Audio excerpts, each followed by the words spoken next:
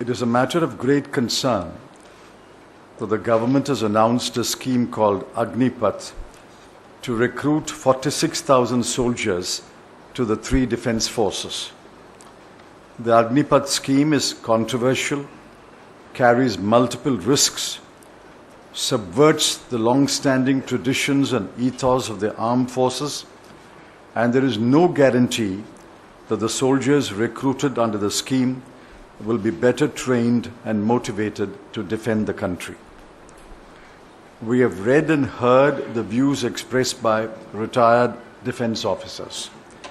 Almost unanimously, they have opposed the scheme, and we believe that many serving officers share the same reservations about the scheme.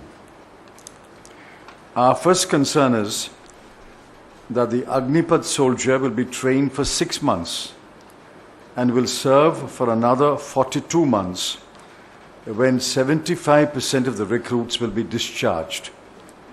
It appears to us that the scheme makes a mockery of training, inducts into the defense forces an ill-trained and ill-motivated soldier, and discharges a disappointed and unhappy ex-soldier into the society. The age of recruitment, 17 to 21 years, raises numerous questions. A large part of our youth will be totally excluded from serving in the defense forces. The stated objective of savings on the pension bill is a weak argument and has not been established beyond doubt. On the other hand, the short period of training, 6 months, and the unusually short period of service, 42 months, may have negative consequences on quality, efficiency, and effectiveness. We fear that the scheme may turn out to be a case of penny wise and security foolish. Several distinguished defense officers have pointed out that a fighting soldier must take pride in his unit, must be willing to lay down his life for his country and comrades, must not be risk-averse, and must be capable of exhibiting leadership. They fear that each one of these objectives will be in jeopardy under the scheme. The announcements by the Ministry of Home Affairs and the Ministry of Education on post-discharge opportunities appear to be afterthoughts. They show that the scheme was poorly conceived and hastily drawn up.